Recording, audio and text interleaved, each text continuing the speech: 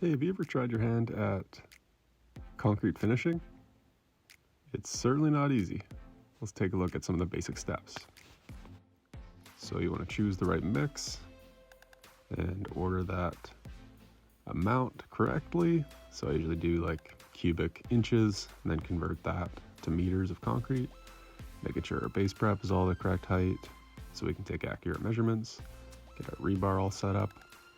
And as soon as the concrete gets off the truck, usually in wheelbarrows, or you can shoot it right into place or use a concrete pump truck, you want to place it, do a rough finish, and this is kind of the hard part, to actually smooth it out properly.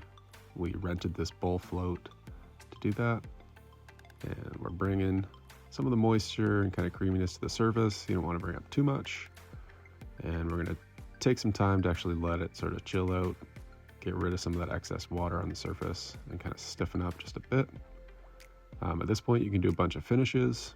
You can do some stamped, textured matte finishes, smooth.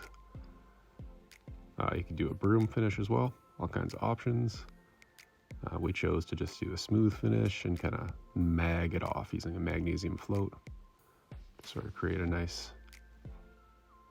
smooth surface for this greenhouse floor. Let me know if you have any questions. Talk to you soon.